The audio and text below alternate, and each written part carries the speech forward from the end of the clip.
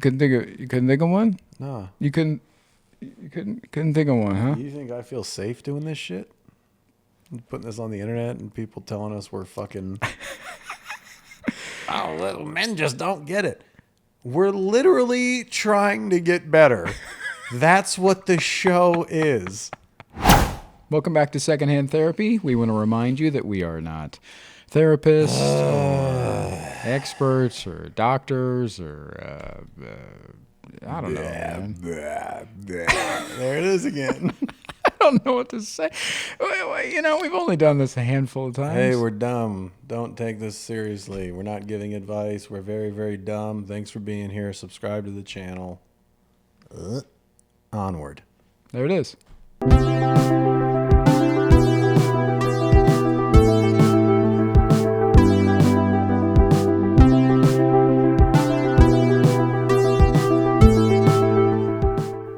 You asked me something last night. You said, do you want to learn how to be alone? Yeah. I don't think I do. Do you want to... Yeah, are you interested in learning how to be okay being alone? Yeah. Yeah, I don't know, man. I think my answer is no. You don't want to learn? I don't think so. You'd rather just be miserable every time you're alone? Those are the options. I mean, are those the options? Yeah, either you're okay being alone or you're not. I've never... I don't do well... how do you learn? What are you talking about? Is this like a... Oh, you can be alone without it being the most miserable thing you could be. Are you really okay with that? Yeah. But you hate people. I enjoy people. You enjoy people when you want people. That's something you said last night. Is you're fine when you choose being alone, but when it chooses you, that's when it's a struggle. Oh, yeah. But I don't choose it often. Yeah. And if you go to early episodes, is it the control or is it the anxiety? Because if you could control when you're alone, you'd be fine. Yeah. But when it's out of your control, you're not okay. Really, it doesn't feel like a control thing to me. It really feels like isolation, and I don't do well in isolation. Even if you choose the isolation. Yeah. Even if I'm like, I'm going to go away this weekend to a cabin, and I'm going to fucking... Well, yeah, that's you just idealizing the thing. Absolutely. Yeah, I'm going to be alone. It's going to be great. It's going to be like one of those fucking movies. I'm going to be... Yeah. No, you fucking hate it. I'm going to write a film while I'm in the woods. Yeah. Like, no, man, Yeah, you get there 5 minutes, you call me, you're like, hey, I want to come home now. Yeah, absolutely. Yeah. Remember I booked that place in Oakland, and I was like, it's going to be great. And Yeah. I'm up in the mountains, and Yeah. I didn't even bring my work computer with me. Yep. I was like calling you immediately. I fucked up. Yeah. I don't know what to do with we knew myself. that before you left. I envisioned it to be You love an idea. morning tea on the balcony, Yeah. overlooking the city, and like before I take my big walk and things. Yeah. And then I get there, and I'm like, what's the Wi-Fi password? Yeah. Immediately. Why is that, do you think? And if you say, I've been surrounded my whole life, shut the fuck up. What's the actual reason that you can't be alone?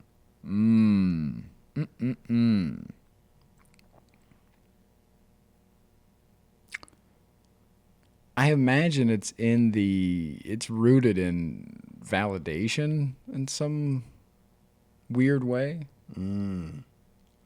I would, I'm not a therapist or a professional. I'm just saying, I think that's might be it, because that is what I receive from others the most. I've built a life on it. Professionally. Okay. What about personally? There's very little separation between professional me and personal me. That's the problem. That's another problem, yeah. Well, yes, add it to the list. Yeah. Add it to the list. It is another problem because so much of my life was just dedicated to my profession. And that was your identity. Oh, yeah. And that was a big struggle I had during the lockdown, was separating self from job. So now, even not speaking professionally, you can't be alone personally. Yeah. And you think it's because you're not getting the validation you need? I don't know what else it would be. You got a hot take? Oh, you hate yourself and you don't want to be alone because then there's no distractions from yourself? Duh. I mean, yeah, there's also that. Oh, you're codependent as shit. Well, that also. And your feelings are rooted in how the people around you are feeling because you're a people pleaser? codependent people pleaser? Mm-hmm. Mm-hmm. Fucking duh again. Well, when you put it like that, absolutely. Absolutely. Yeah. Yeah. Mm-hmm. Yeah, maybe that's it. Yeah, you don't know how to feel unless you're serving somebody else. Ooh. Because if you're not serving somebody else and making somebody else happy, what's your purpose? Right. All right, well, that's the episode. Thanks. What the fuck? Duh. You didn't know all this? No. Oh. Sometimes I I thought you knew.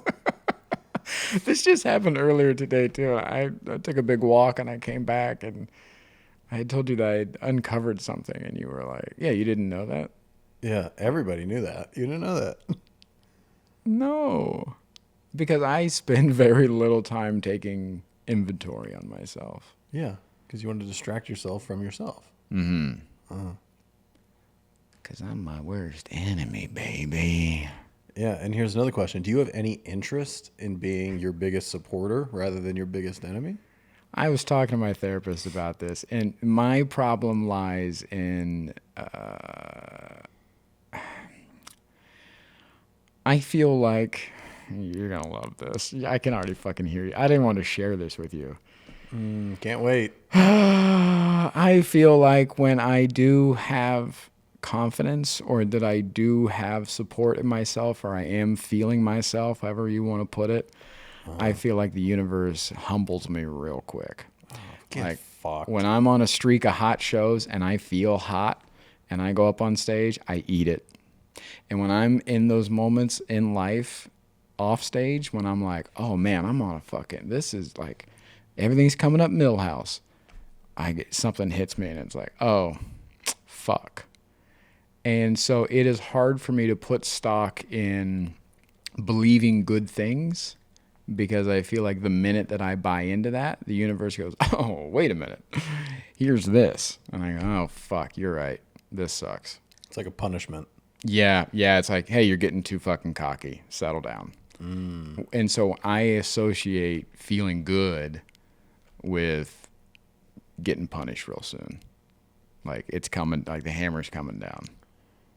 So I stay in the self-loathing mode or self-hatred mode because I don't want to get too secure, too good, feeling too good because I'm going to get fucking sucker punched. Oh, so you'd rather just keep it low rather than deal with the drop-off. Yeah, I'm going to fly under the radar. Maybe the universe won't see me. If I'm just doing okay, maybe the universe won't see me. The minute I start fucking doing well, then the universe is like, oh, wait a minute. There he is. Do you believe that? Oh, absolutely. Oh, the universe is out to get you. Not out to get me, but humble me. Keep me humble. Yeah. Hey, man. Yeah. Narcissistic as fuck, that was. Really? Oh, buddy. How so? Every time I'm doing good, it's going to just knock me back down. Really? Or maybe life just isn't good all the time. And you could have 8 good shows and 1 bad one, and that doesn't mean it took away the 8 good ones. I mean, sure, when you put it like that. Put it like what? Stating what happens? But who thinks that way, don't you think? Most people. Really? Yeah. Most people go, dude, I had 9 good shows out of 10. Holy shit. No. Yeah. Talk to a comic. They'll tell you that. Comics aren't healthy. And? You're not a comic anymore. You son of a bitch. This keeps coming up too. Yeah. What'd you talk about in therapy this week? Oh, buddy. I'm going through it, man. Yeah. Yeah. We've been focused on the last 3 weeks on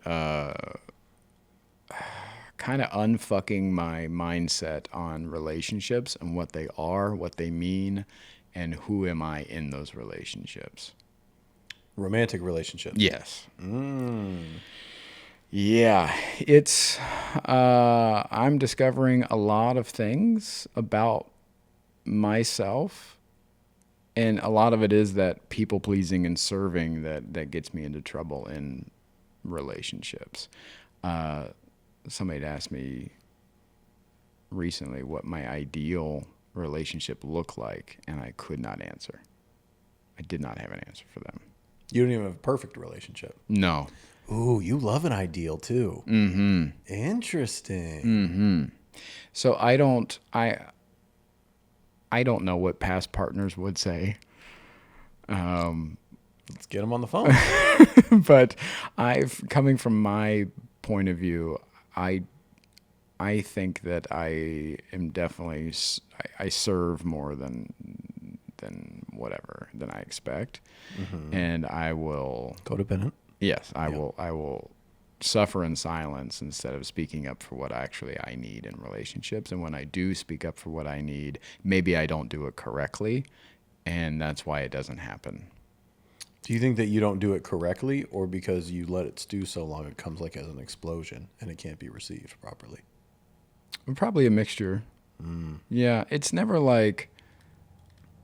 Yeah, I don't think because of my people pleasing, I don't think that I ever learned how to correctly state my needs, because just feel like I'm being needy.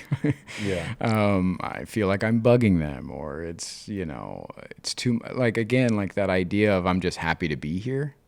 Yeah. That's a big one we've been talking about in therapy. In any relationship, either as professional or friendship or whatever, like, I am still just this little fat kid from Ohio, and I'm just happy to be here, man.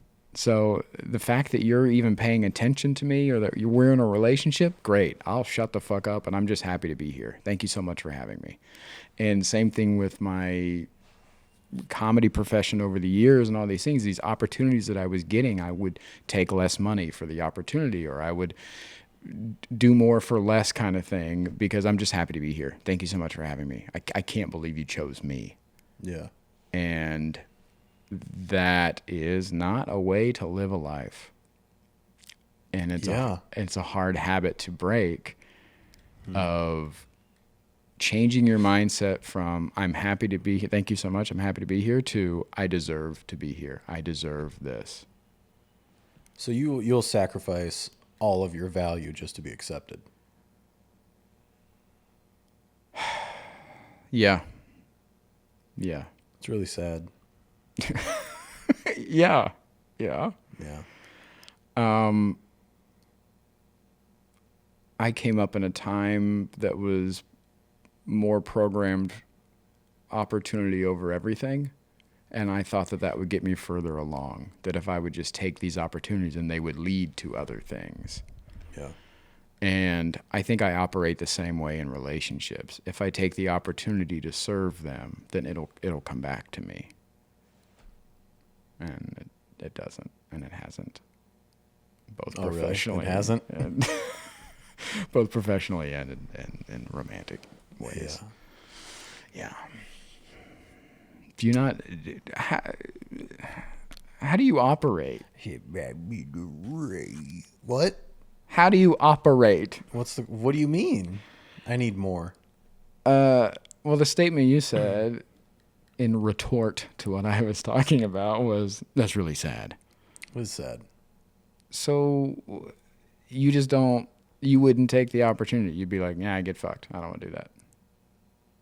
If somebody said, hey, we need this, we need you to do X, Y, and Z, but the money's not really there. We're just starting out, blah, blah, blah. Maybe there's opportunity down the road. You'd be like, no.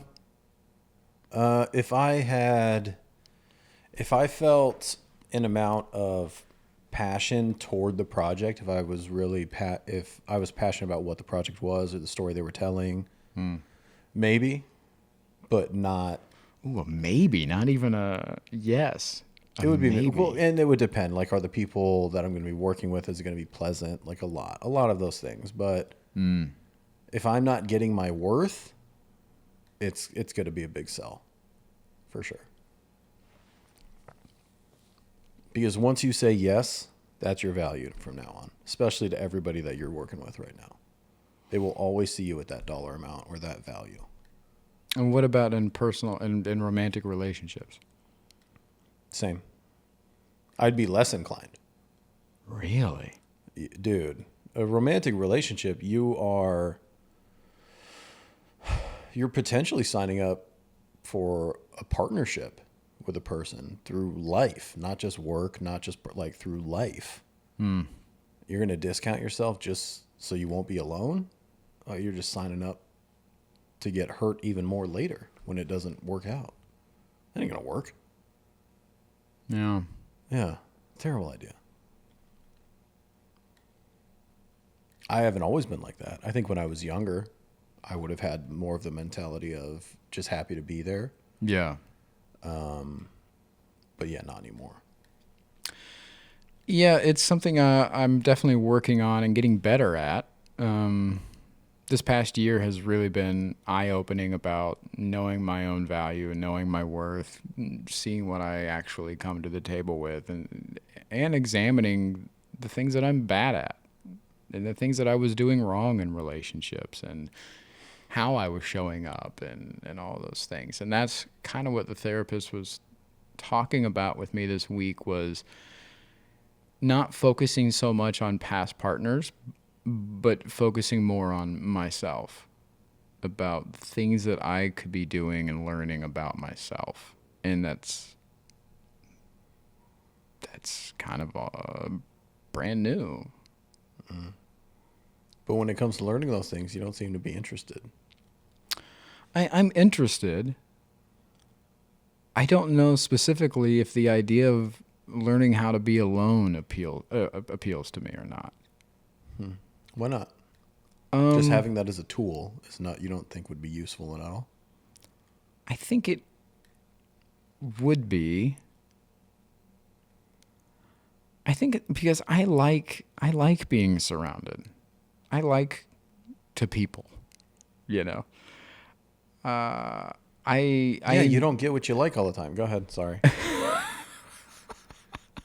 Fucking only child motherfucker over here. Exactly. I'm the only child. But that's what I like. But I do get what I like. So, but in life, it's full of choices, right? And you're choosing these things. And so I would rather choose to be with people than to be alone. And so the idea of learning how to be alone doesn't really appeal to me, because I will just choose to be with others. So this past week or two, when you've been going through it, as you said, Yeah. you haven't chosen to be surrounded. Yeah, I'm trying to really feel things and trying to process things. How's that going? Terrible. Yeah. Terrible. Just because it's uncomfortable or what? Yeah, very uncomfortable. Very uncomfortable. A lot of isolation. And again, I do not do well in isolation. And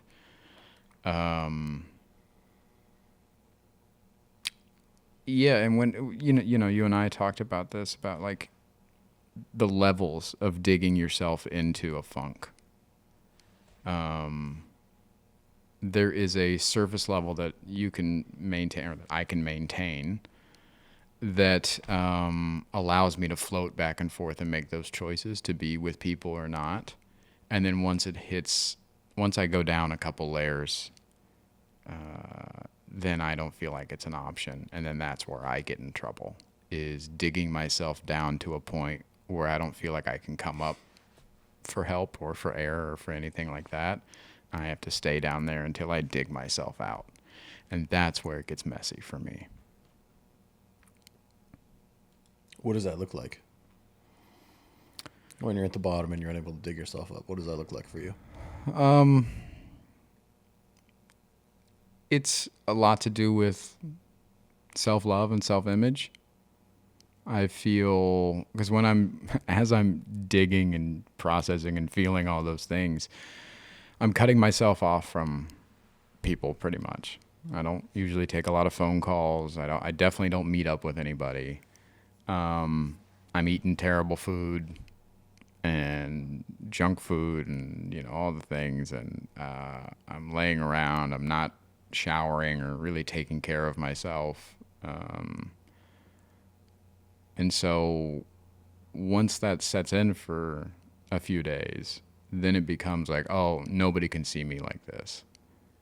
And then it goes a couple layers deeper than that. And then it becomes, oh, nobody's going to see me for a while.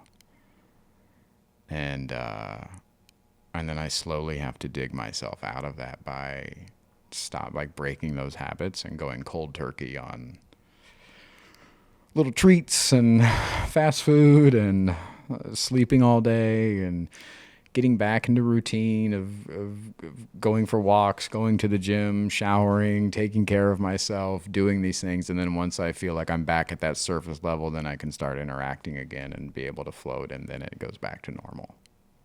So you want to be surrounded, but then you pick up habits that force you into isolation because you can't be around people. Mm-hmm. So you are your own worst enemy. Mm-hmm. Oh, we did it. Yeah. Yeah, we knew that.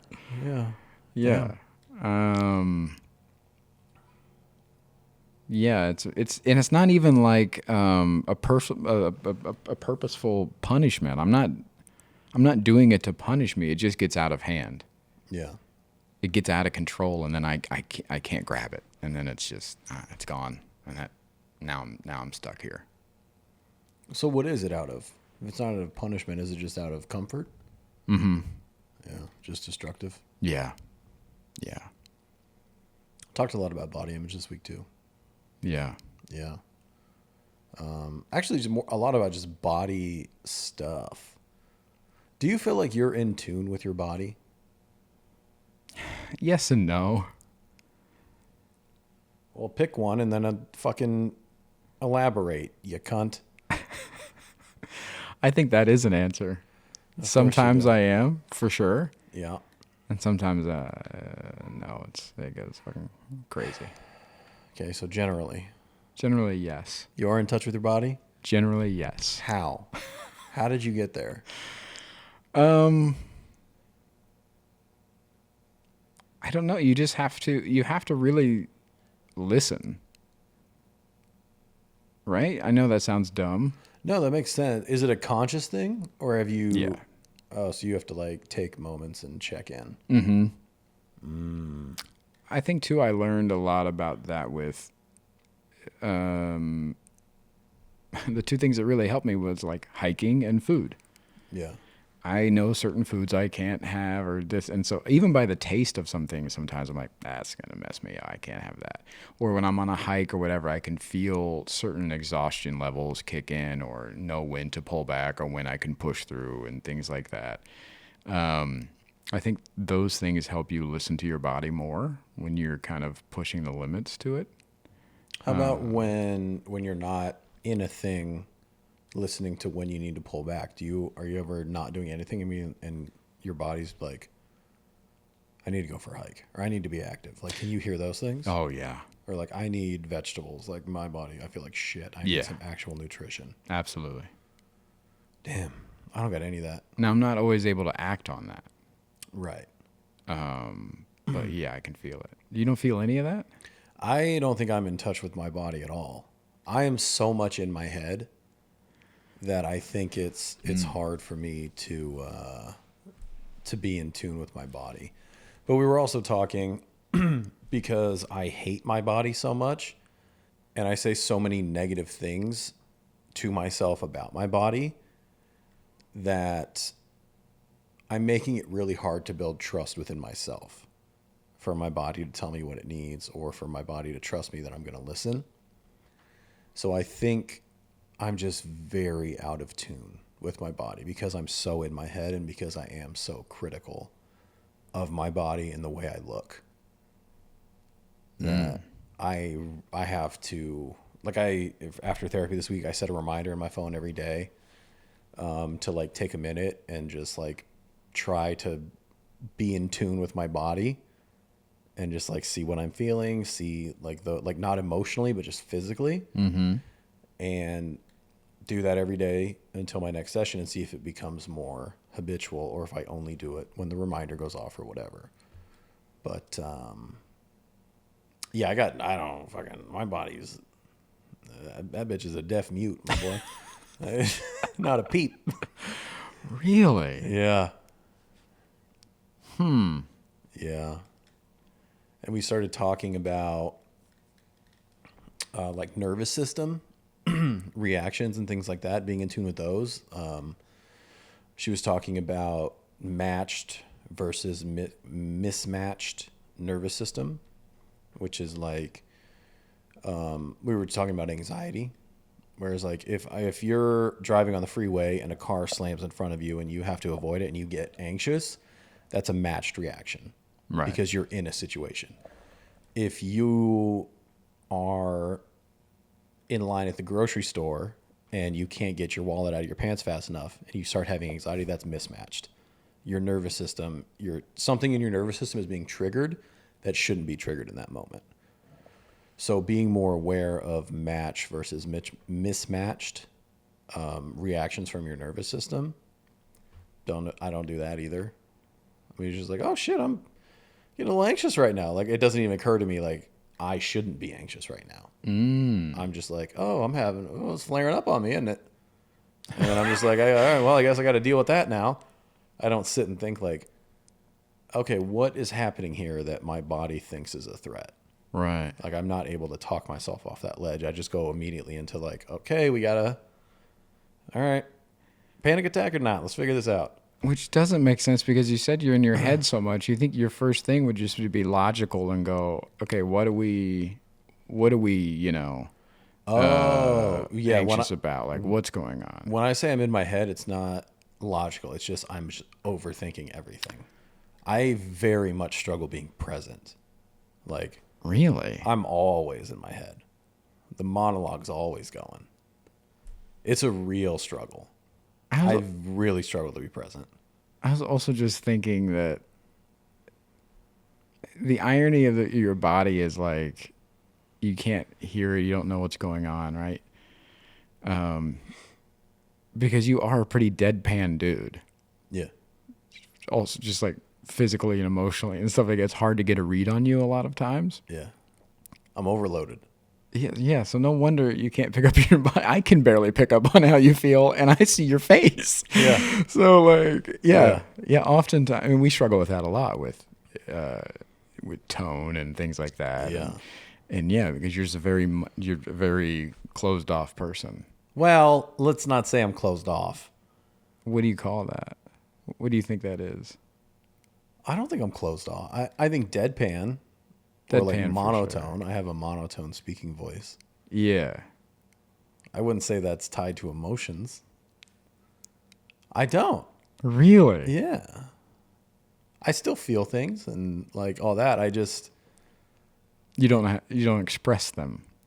don't.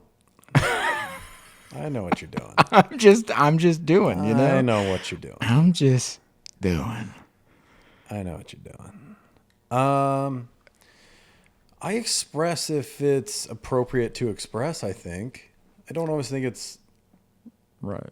yeah, and we know this. Yeah. If we were out at like a restaurant or something like that and the cashier says something like makes a little joke or something, you will not give any charity laughter at all. You won't even smile. You just be like, okay, thanks. If it's funny, I'll laugh.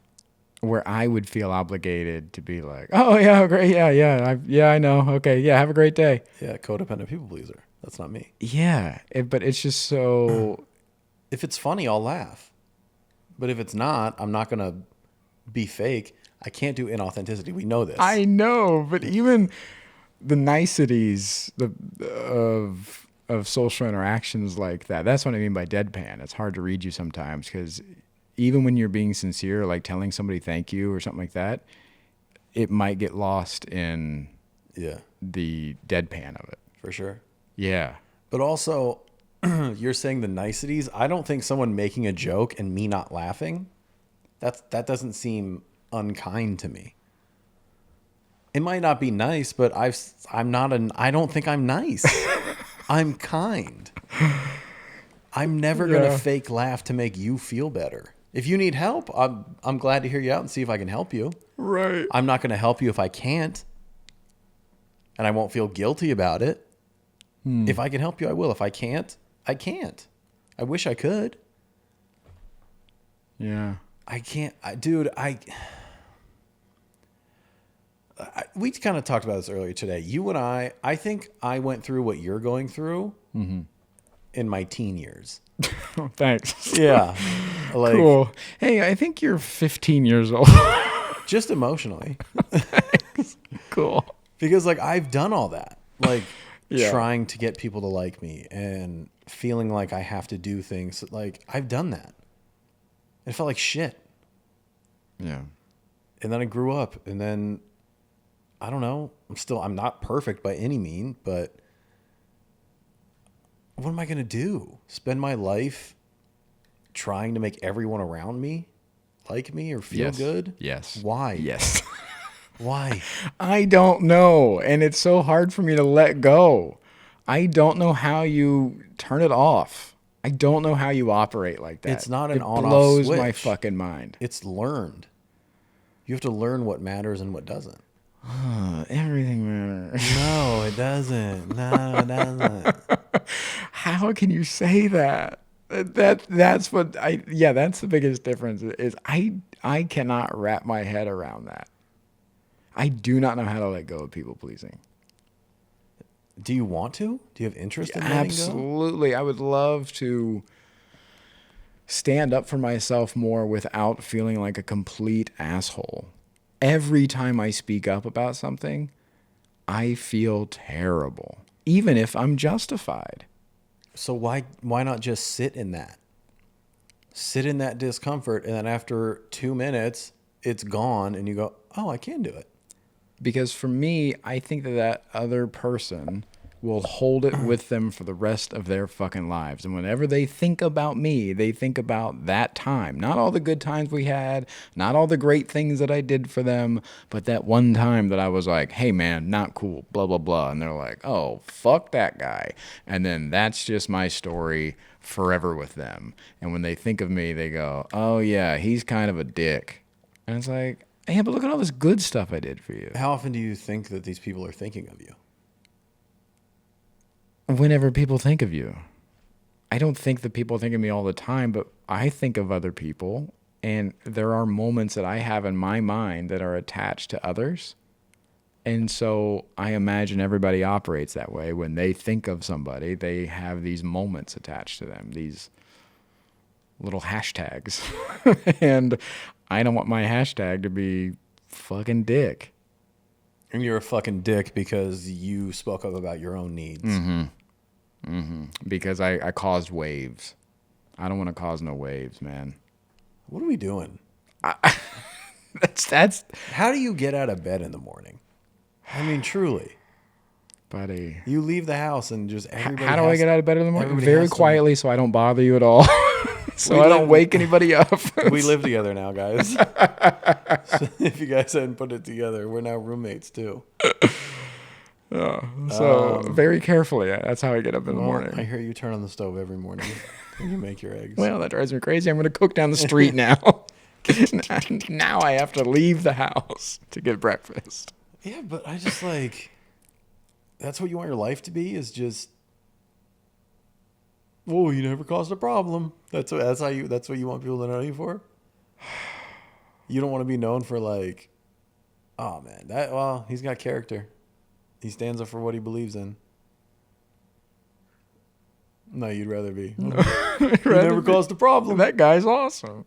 That doesn't make you awesome. Yeah. So when people don't cause problems, you tend to gravitate toward those people, you think? Oh yeah, no drama, dog. Wow. Yeah, I don't think any. I mean, obviously, there are people out there who are like, I love drama. I've never been one of those people, and I like it nice and easy. And if you're causing problems or you're hard to work with or any of that stuff, get the fuck out of here, dude. Interesting. I do not want that in my life. So people speaking up their needs to you is causing drama. No, I don't feel that way. So what I asked you was, Yeah.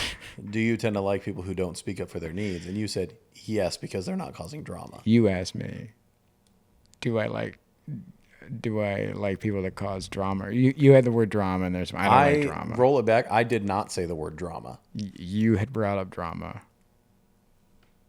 Roll that beautiful bean footage. Are you being serious? Yeah, you said drama. No, I didn't. What did you say? I said, do you find that you gravitate toward people that do not speak up for their own needs? I thought you said that do not cause drama. And I was like, yeah, I don't want no drama. Now, speaking up for their own needs is different. I'll hear you out. But to you, that's causing problems. But also, how often you doing that? You know what I mean? Well, ideally, whenever you have something to communicate. Yeah.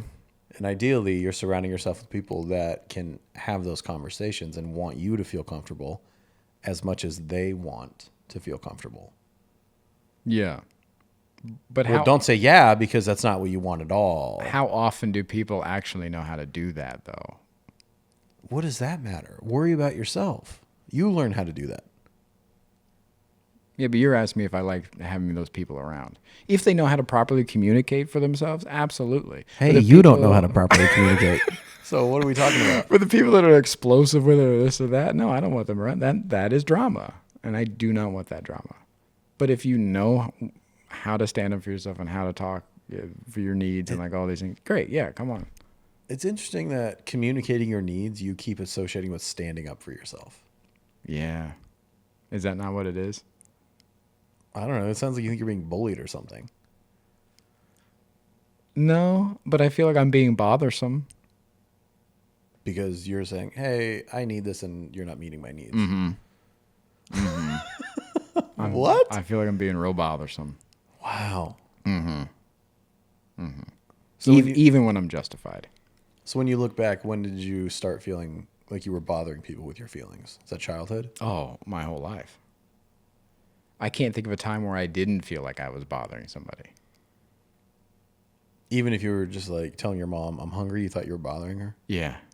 Yeah. Yeah.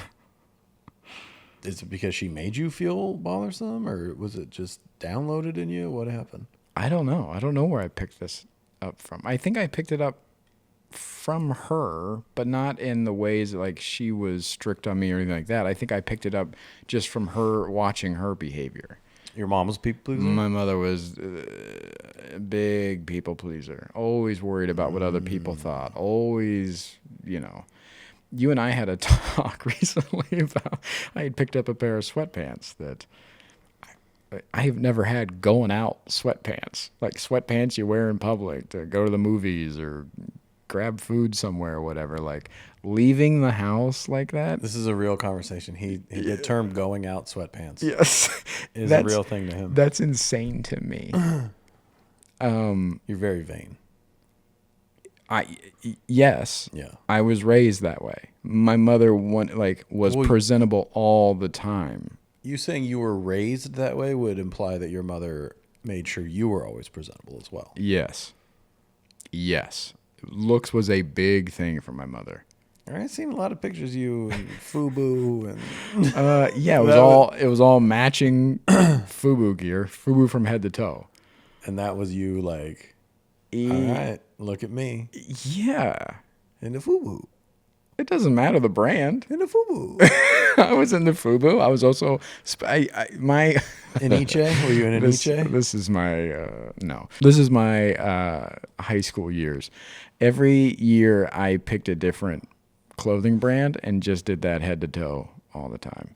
So J. Crew was one of the years. FUBU was one of the years. Tommy Hilfiger was one of the years. I forget the other one, but yeah. So I would just pick a brand at the beginning of the year and that's what I would rock the whole time. So when you're talking about being presentable and all those things, yes, I wore FUBU, but that's all it was matching head to toe FUBU all the time. So it wasn't just like you're really admitting this right now. Yeah, I wore some like baggy FUBU thing every once in a while. No, dog. Coat, hat, shoes, pants, the whole head to toe. Damn. Yeah. That sucks. So, but my mother would be she couldn't leave the house to even run errands in the afternoon without spending literally hours on her hair and makeup and everything else to like go a doctor's appointment or something like that. Yeah. Well, the afro was immaculate. The afro was incredible. It was. But I was talking about a perfect sphere. But also too, the house had to be presentable at all times because you never knew who was going to stop by, and so presentable on all levels. And so yeah, things like that rock my fucking brain when you're like, I'm just gonna wear these fucking sweatpants or whatever out. I'm like, what are we doing? Yeah. I don't give a fuck. Yeah. Yeah. Here, and I'll tell you why. Mm-hmm. You're not gonna like this. Oh boy, here we go. So you go out and you drape in swag, right? Yeah. I am the swag. I'm the swag. And I put whatever on. And whatever I put on, swaggy because I'm the swag. That's how I look at it. Yeah. You're not the swag. You're draping yourself in swag. You got to change your mentality. How are you the swag if you don't ever talk to anybody? Bro, that's part of the swag, dude. Part of the swag. That's part of the fucking swag. People are like, hello, sir. You're like, Hey, what's up, man? of shit. What's up? Yeah. Yeah. I'll say it one more time. I am the swag. Be the swag. But if, and here's what, this is full circle. Yeah. But if I'm the swag, Yeah. isn't the universe going to come along and fucking kick my dick in? No. And be like, you're not, what are you doing? Settle maybe down. That's why the universe is picking on you. Because you're still trying to be that person. You're still trying to be, you're draping yourself. I had a good show. And then you be beefed up no matter what. You don't got to be an egomaniac. You don't got to be an asshole. Yeah. Just be like, yeah, I'm wearing fucking joggers and a hoodie. And? Oh, quick question. Fucking and? I also like dressing up. I like wearing wild shit. You and I have talked about this. Yeah, you peacock. Yeah, and you dress like Adam Sandler, and I'm Yep. Peacock. Because I'm secure. Yeah. But I like wild things sometimes. Interesting. I'm very insecure with my body, but I have no desire to like be flashy or like be like, oh yeah, but I look good. I'm just like, bro, this is how I dress. It's always a black t-shirt, as you've probably noticed. It's always a black t-shirt. Yeah. I'll usually have on some dope sneakers.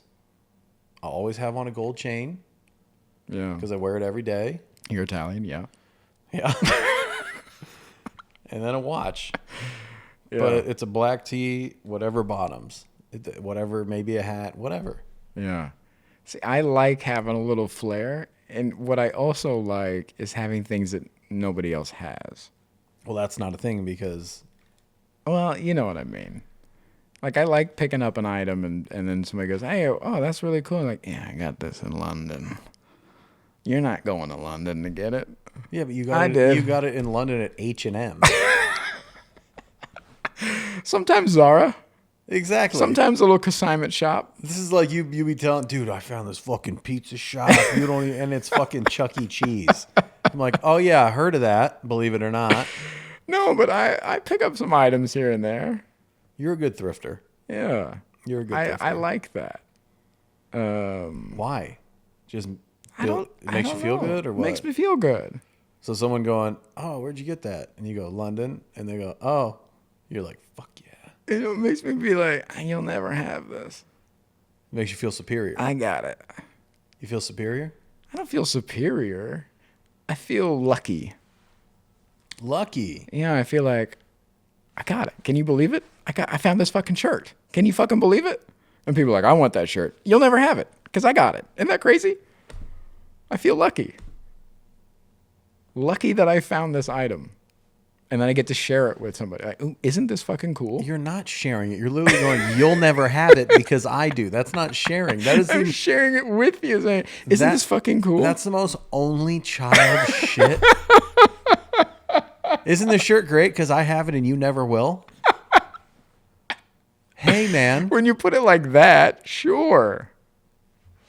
Wow. But I feel like it's sharing. I like sharing things that I find with folks. Folks, what am I doing? That is so interesting. Because this is what I'm hearing. Yeah. Is that it started with, oh, I like the flare. I like because and then it ended with, I like it because you want it and you can't have it. That is insane. That's not how I wanted to come. I don't.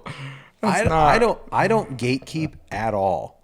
Really? If you hit me and if you go, bro, where'd you get the sneakers? I'm like, oh yeah, I'll send you the link. I don't give a fuck. Really? Because I am the swag. Oh, buddy. You want these sneakers? Go get them. You ain't gonna wear them like me. Yeah, you probably will. They're sneakers, but I don't give a fuck. Yeah, that's interesting. And if you are wearing the same sneakers, you don't want to go, hey, nice sneakers. Don't ever wear those around me again. Because you know that I got them for you. You know that I showed you where they are.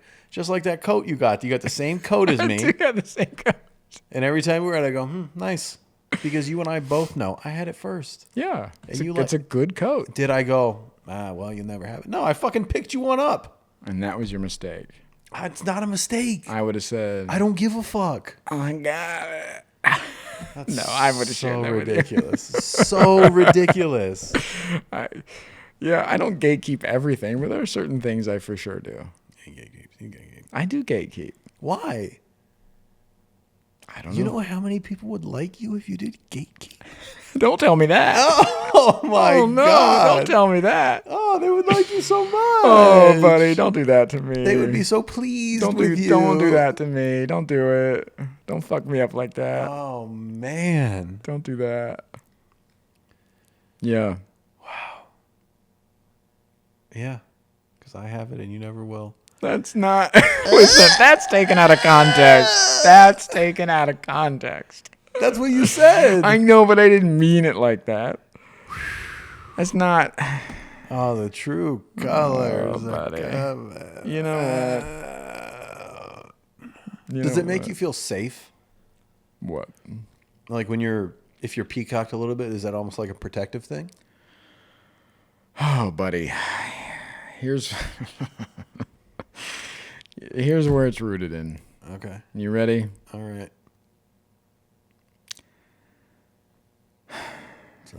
It's a healthy pause. I think it's rooted in shame. Oh, well, no shit, but go ahead. Yeah. Yeah, for sure. I like to dress in a way that says I'm not from around here. Because you live in LA. That's a weird... Yeah. That's a very impossible standard, but go ahead. But when I'm outside the city. Yeah. Well, you don't live on the road anymore, but go ahead. Anyways. Yeah. Yeah, I like to wear things that are like, oh, who the fuck is it? I'm not from around here. And I think that's rooted in the idea of escaping where I came from. Escaping my hometown. Making it out of there.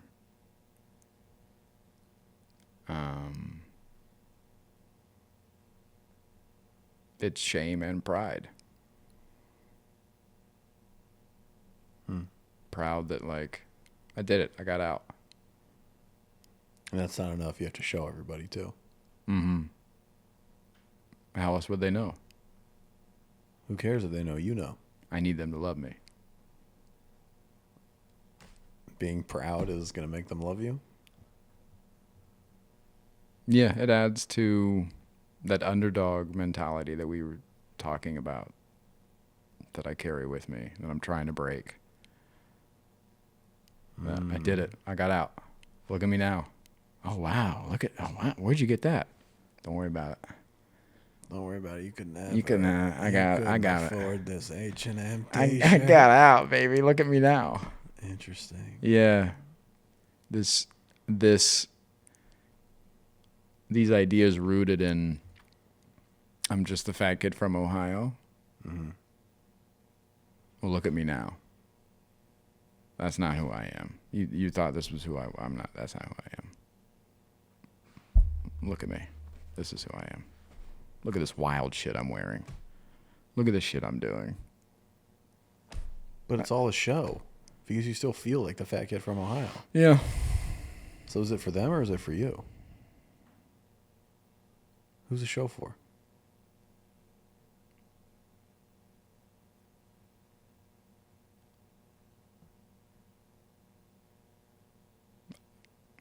It's too blurry to tell right now. Yeah. It's been so long. I felt shame in therapy this week. Yeah. Yeah. I didn't like it. What happened? We were talking about the nervous system stuff. She asked me to think back on a time where I felt truly safe in sharing with another person. Mm-hmm. Couldn't think of one. You couldn't think of one? No. You couldn't think of one, huh? You think I feel safe doing this shit? Putting this on the internet and people telling us we're fucking... Oh, little men just don't get it. We're literally trying to get better. That's what the show is. Yeah, this is not a safe space at all. What about when we share off air? No. Really? No. Because I'm waiting for it to become one of the things, like Really? I'm being too sharp or biting or you're going to feel attacked and it's just like... Really? Oh, yeah, dude. Or what if I cry? Fuck off. You got to get over that. Buddy. I want you to cry so bad. I want to cry in therapy so fucking bad. I took you to see one of the saddest movies I've ever fucking seen last night. Yeah. Iron Claw. It's great. Didn't cry. Not a dare. No. Not even a drip. Not even a whimper. Not a well. It's a great film. Yeah. Very sad. Now, you and I cried during... I did shed some tears during A Good Person. A Good Person ripped both our fucking hearts out. Yeah, shout out Zach Braff. Florence Pugh better get an Oscar. She was incredible. Yeah. So when you're alone, do you cry? No. What the fuck? What? What am I going to cry about? Yeah, You want to make a list? Hey, have you heard the podcast? That's a good point. What am I going to cry about? Yeah, I don't know. I don't have that desire to cry. It doesn't I don't get the... Now, it's always been hard. Dude, I must have when I was a kid been told don't cry. Don't cry or Don't I'll do fucking it. kill you. Yeah, don't you fucking cry right now. It's like something. I'm Now- sure. So this is a personal question Okay. and something that I don't have any. I don't know. I really have no idea. All right. I know you're on certain medications. Yeah. Lexapro. Were you crying before that? I didn't know if it was a medication thing that it might numb you or feel I don't know how any of those things work. I'm not versed in that area. I think they can be numb your emotions a little. I'm on the lowest dose they have. Okay. But no, I did when we moved out here, I was on Lexapro. I've been on it for about 2 years. And I went and I spent my last night in Arizona with my niece. And when I said goodbye to her, I got real emotional in the car on the ride home. I don't know that I wasn't sobbing, but I definitely was leaking. Leaking. I was leaking. It was fucking period talking. It wasn't a heavy flow day, but I was definitely spotting on the way home. What are you talking about? Yeah. But the last time I full on sobbed, oh man, I think it was during grief. I can't remember another time after that. So it's been a few years at least. Are you suppressing the emotion when it comes up? Yeah, sometimes I do. If I feel like I'm gonna cry, I like choke it back. But a couple times I have consciously been like, dude, just let it out, and it just doesn't come. So I'm like, oh, what am I supposed to do? I want it to happen so bad. I just thought you weren't crying around people. I didn't know that you weren't crying in general. I don't have the desire to cry when I'm alone. The older I get, the more I cry. Yeah? Yeah. Yeah. It comes with time? Yeah. Well, that gives me a little hope. Hopefully you'll be crying when you're 40. Yeah. Hopefully I'll be crying, dude. Nothing, there's no triggering things because I have, there are definitely things that I know will just Yeah. bang. I have an old voicemail from my mother. Cry every time. So are there triggers that you could induce?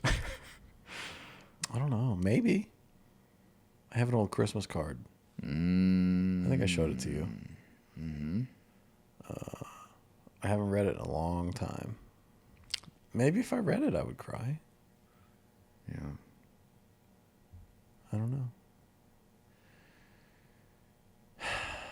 I do aspire to cry, though. Real heavy sob. Really? Yeah. I just want, like, I don't want to be afraid of it. What do you think is gonna happen if you cry?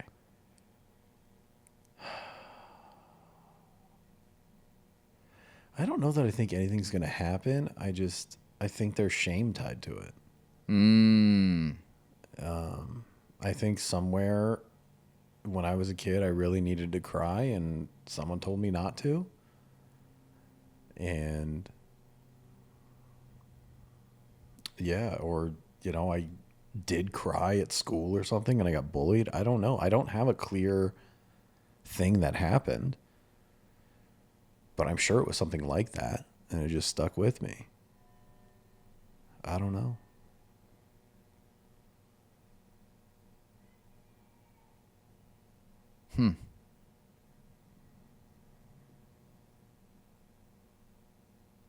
Did you ever see your mother cry?